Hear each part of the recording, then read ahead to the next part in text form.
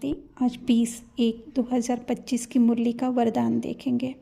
तो बाबा कह रहे हैं, देह संबंध और वैभवों के बंधन से स्वतंत्र बाप समान कर्मातीत भव।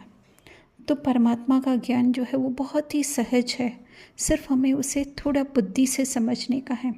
तो यहाँ पे जब हम ये समझेंगे, क्योंकि एक साथ तो इन तीनों में से हमारा बुद्धि योग निकले वो संभव नहीं है, लेकिन बुद्धि में अगर ज्ञान के आधार से हमें ये पता चल जाए कि ये जो कुछ भी हमें मिला हुआ है, चाहे देह के संबंध या वैभव, वो डायरेक्टर ने हमको इस मूवी के लिए, जो हमारा नाम है, इना मीना शीना जो भी नाम है, या रमेश सुरेश जो भी नाम है, उसके लिए दिया हुआ है, और उसको हम लोगों को डायरेक्टर के हिसाब से ही यूज़ करना है। तो यहाँ पे आगे बाबा विस्तार में कह रहे हैं कि डायरेक्शन के प्रमाण अगर हम लोग आत्मिक स्वरूप में होकर के इसको संभाल लेंगे तो कभी भी जो है हमें इसमें मोह नहीं फंस सकता है।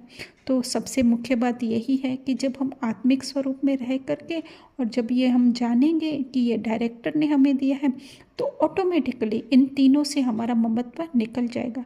नहीं तो कभी देह में है तो कभी देह के संबंधों में मोह अटक जाता है, तो कभी वैभवों में हमारी बुद्धि चली जाती है।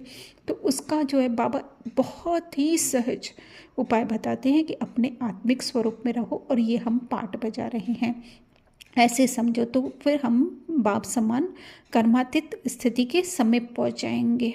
फिर बाबा स्लोगन में कह रहे हैं कि स्नेह और सहयोग के साथ शक्ति रूप बनो, तो राजधानी में नंबर आगे मिल जाएगा। तो सिर्फ हमें जो है वो मुक्ति में नहीं जाना है, पर जीवन मुक्ति में भी जाना है, स्वर्ग में भी जाना है। तो वहाँ पे राजाई संभालनी है हमें। तो वहाँ पे स्नेह और सहयोग तो हमारा है ही, बाप और बाप के सारे कार्य के साथ। लेकिन जब हम शक्ति रूप बनेंगे, अर्थात कि परखने की शक्ति, निर्णय करने की शक्ति, ये सब जब हमारी बुद्धि में आ जाएगी या इसका रूप बन जाएंगे, तो हमारे राजधानी में नंबर आगे आ जाएगा। अच्छा, ओम शांति।